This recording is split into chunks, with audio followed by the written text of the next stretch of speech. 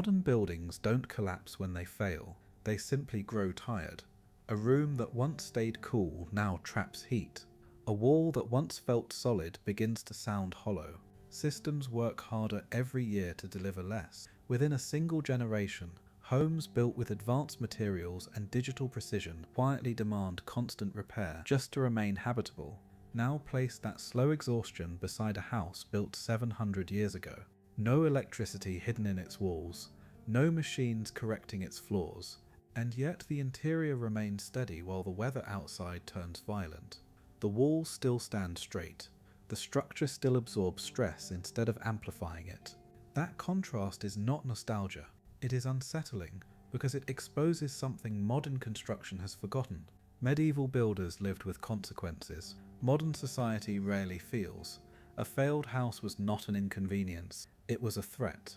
A leaking roof meant rot, sickness, and collapse. A cracked wall meant winter cold creeping in with no way to stop it.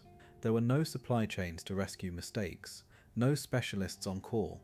Builders assumed uncertainty as a permanent condition. Weather would be harsh, materials would be scarce, labor would disappear, so they built slowly, heavily, and with redundancy.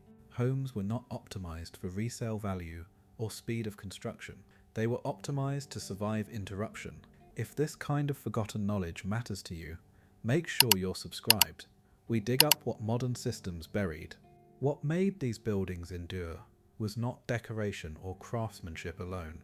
It was how the structure itself was treated as a working system. Medieval homes were passive machines. Walls stored heat instead of leaking it. Floors stabilized temperature by remaining connected to the earth. Roofs shed water and released moisture instead of trapping it. Nothing depended on uninterrupted power. Comfort was not produced instantly. It was accumulated, protected, and released slowly over time. Modern construction reverses this logic. Thin walls rely on layered materials that degrade. Large windows invite energy loss and overheating. Comfort is outsourced to machines that must run constantly to correct design weaknesses. When those systems fail during heat waves, blackouts, or fuel shortages, the building reveals its fragility immediately. Temperatures spike within hours. Rooms become hostile. A structure meant to provide shelter becomes exposure. This is not a failure of intelligence. It is a failure of priorities. Medieval builders lived inside their decisions. If something didn't work, they suffered first. Over generations, this created a ruthless filter. Structures that failed were abandoned or rebuilt thicker. Structures that worked were copied. Slowly, without equations or theory, buildings evolved to cooperate with physics instead of fighting it. Heat was slowed instead of blocked. Water was guided instead of sealed in. Materials were chosen for how they aged, not how they looked when new. The emotional result was subtle but powerful. Medieval interiors felt calm, sound softened, temperature changes unfolded slowly enough for the human body to adapt.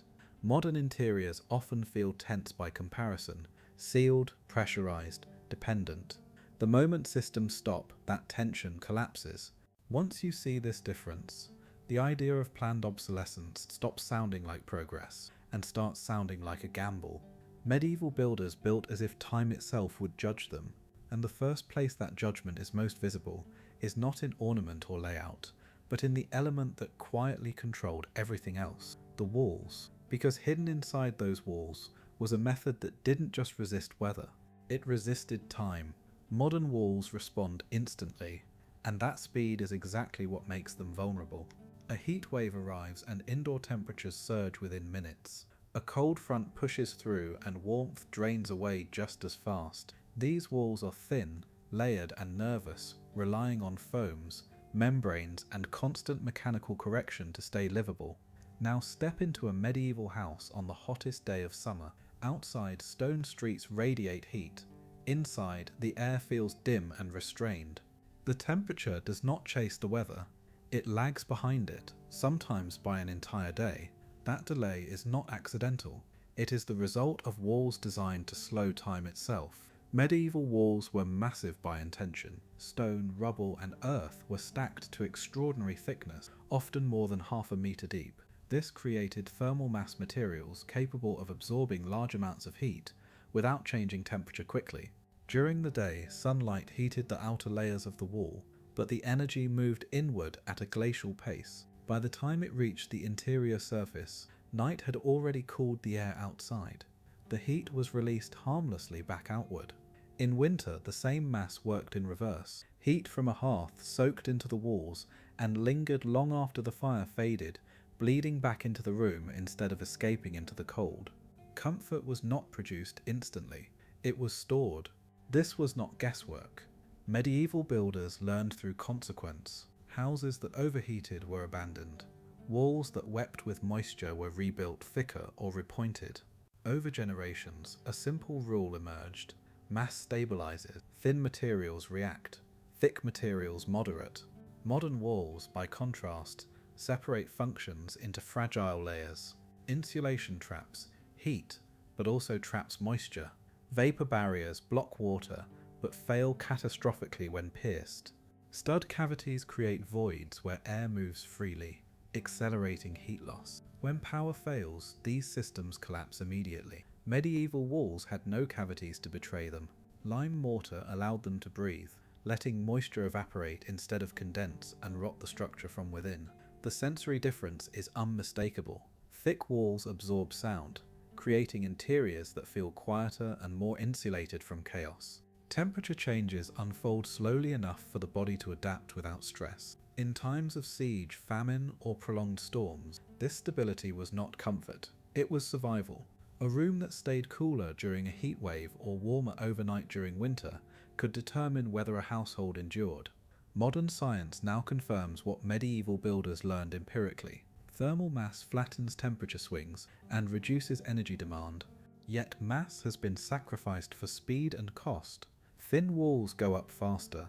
Their failures are deferred into the future, long after responsibility has shifted elsewhere. Medieval builders had no such escape. They lived inside their mistakes, but even the thickest wall is only as strong as its weakest opening. Heat, air, and light always search for entry points. Medieval builders knew this, which is why the real intelligence of these homes did not stop at mass. It continued where the wall was deliberately broken, at the windows. Modern architecture treats windows as generosity. More glass, more light, more openness, more connection. But glass is also the fastest way to surrender control.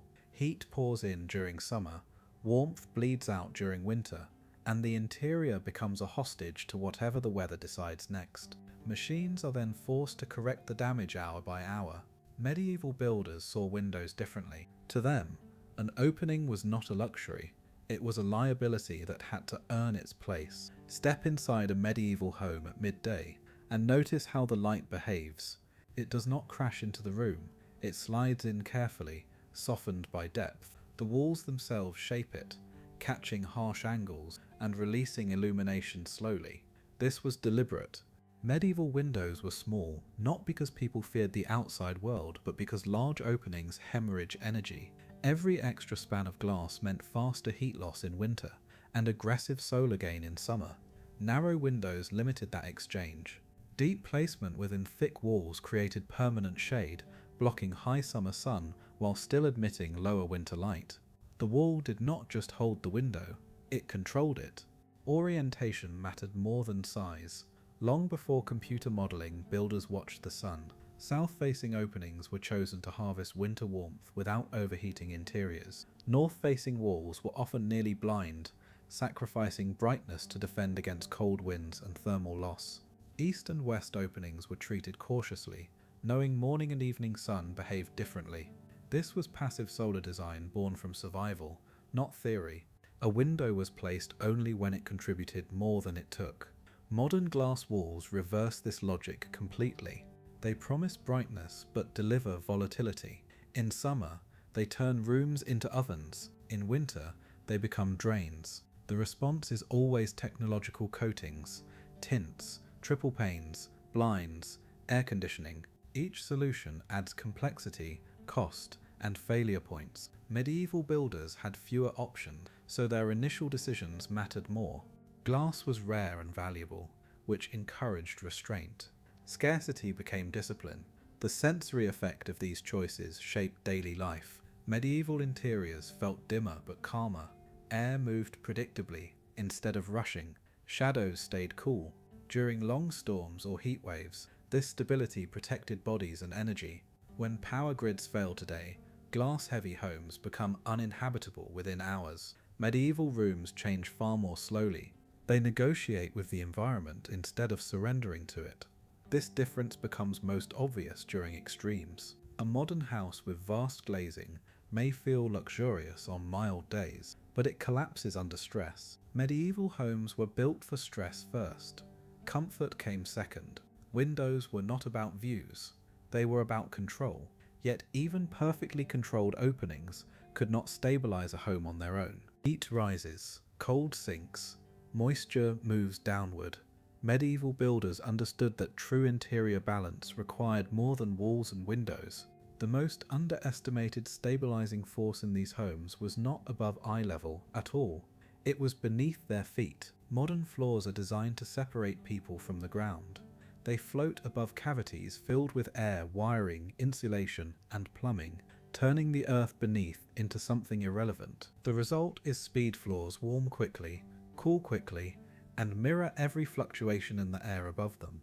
Now step barefoot into a medieval house at the height of summer.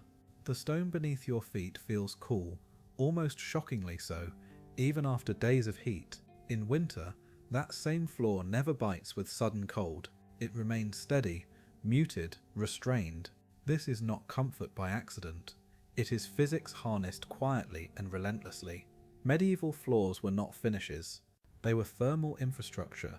Stone slabs, brick or packed clay, were laid directly over compacted earth, sometimes with nothing more than a thin leveling layer between. There was no attempt to isolate the interior from the ground.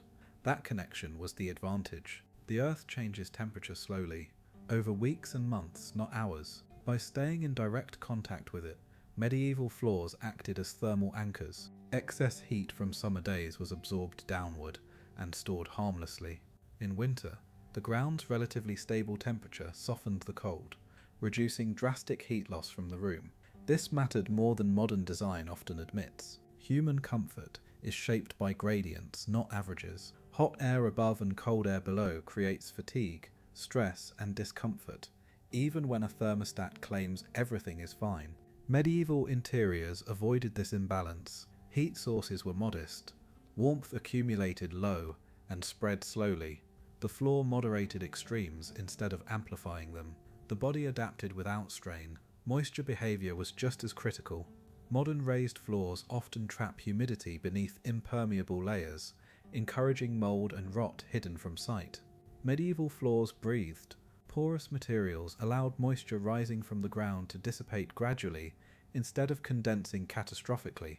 Lime-based joints absorbed water and released it again as conditions changed. Timber above stayed drier. Structures aged visibly but safely. Historically, this design was born of necessity. Medieval builders lacked chemical membranes and synthetic insulation. They worked with earth and stone because those materials failed gently. A damaged section could be lifted and repaired without destroying the entire floor. Where was expected? Floors were built to endure centuries of boots, tools, animals, and furniture. They were not replaced when styles changed. They were maintained. Modern flooring prioritizes speed and appearance. When it fails, repair often means demolition. Medieval floors assumed intervention but prevented collapse. During heat waves, they absorbed and delayed heat, improving nighttime recovery. During cold snaps, they slowed heat loss into the ground rather than relying on constant heating. When systems failed, the floor still worked. This constant silent moderation shaped daily life. Medieval living happened closer to the ground. Sleeping platforms were low. Work was done seated or kneeling. Architecture encouraged adaptation rather than domination. The floor was not something to overcome. It was an ally. But even the most stable interior could not survive if water was allowed to linger overhead.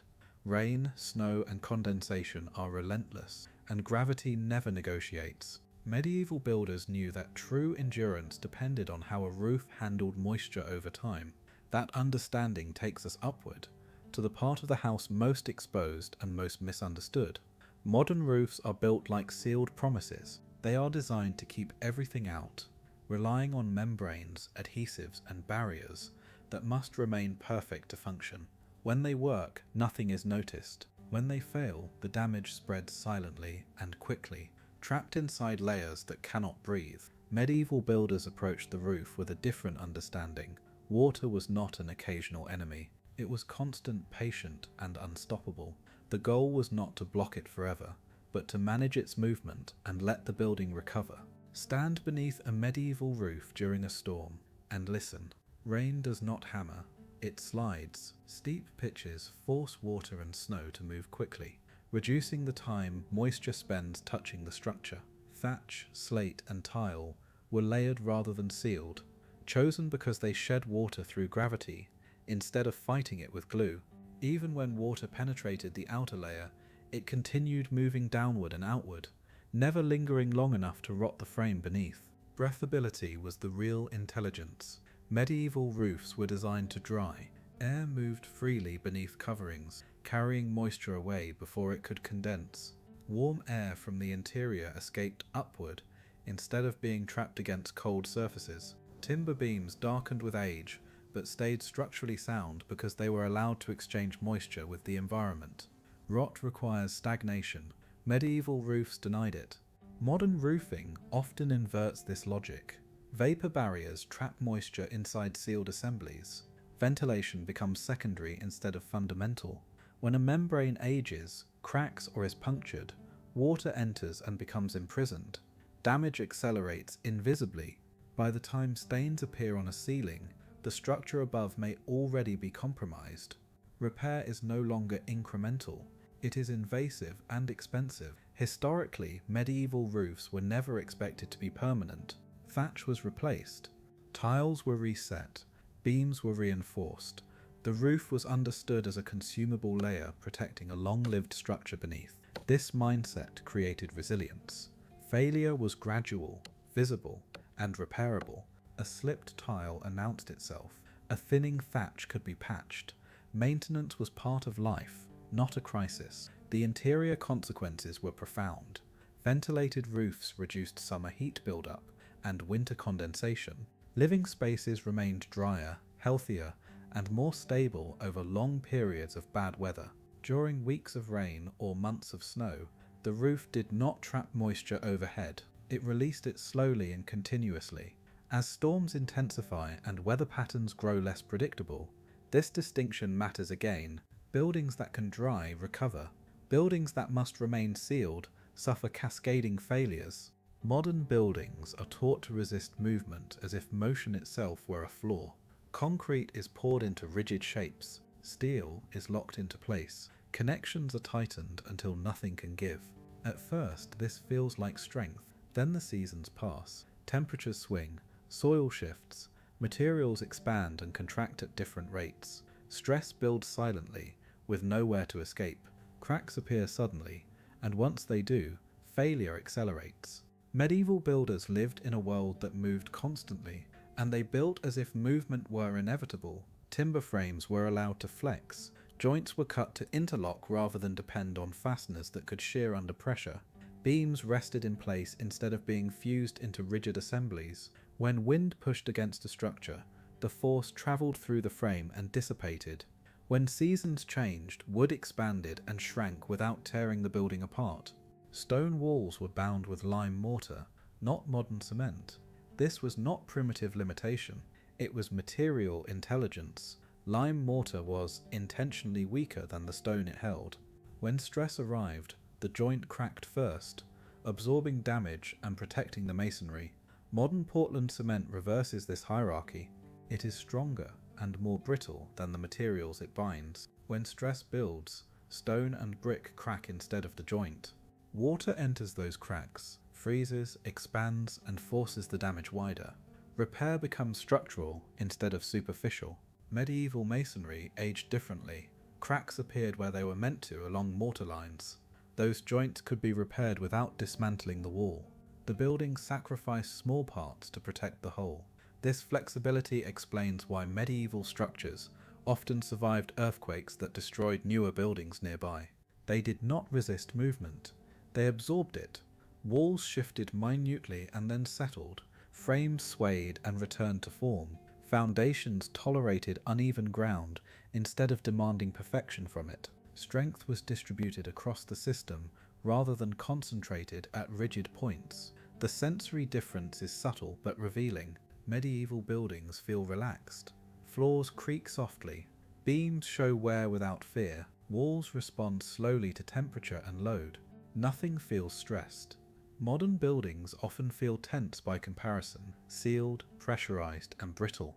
When systems shut down or forces exceed design assumptions, that tension releases abruptly. Historically, this adaptability was essential. Medieval builders worked with irregular stone, green timber, and uneven ground. Rigid construction would have failed immediately. Flexibility was not an option, it was survival. Over generations, this produced structures that could tolerate neglect, abuse, and imperfect maintenance. A century of poor care might scar a medieval building, but it rarely destroyed it outright. Modern engineering now acknowledges this truth in high-risk contexts. Seismic design emphasizes ductility. Expansion joints are added to bridges and towers. Yet everyday housing remains rigid because rigidity is faster and cheaper. The cost of that choice is paid later, when cracks spread and repair becomes impractical. Medieval buildings endured because they allowed materials to behave like themselves. Stone could compress, wood could move, mortar could fail safely. The structure acted less like a machine and more like a living system, adjusting incrementally instead of collapsing suddenly. But flexibility alone does not guarantee survival.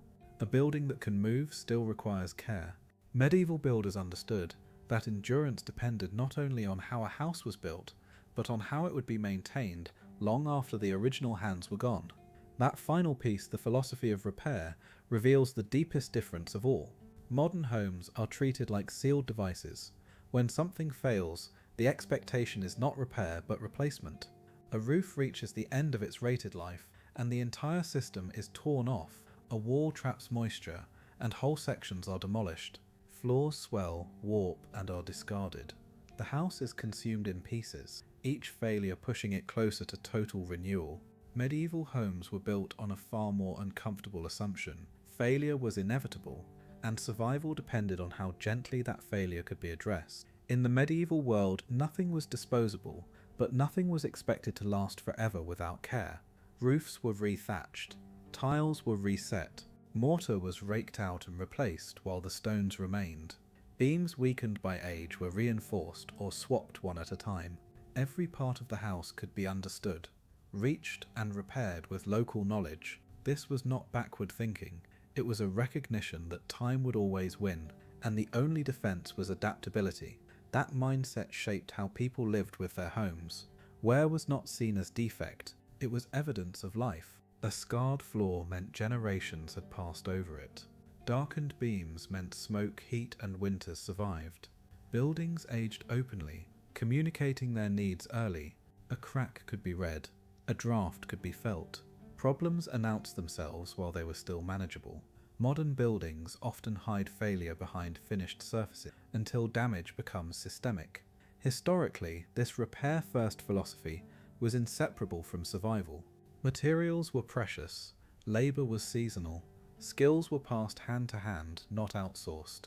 Homes were designed to be maintained by the people who depended on them. This created stewardship rather than consumption. A house was not a product with an expiration date, it was a responsibility. The consequences of abandoning this approach are becoming harder to ignore.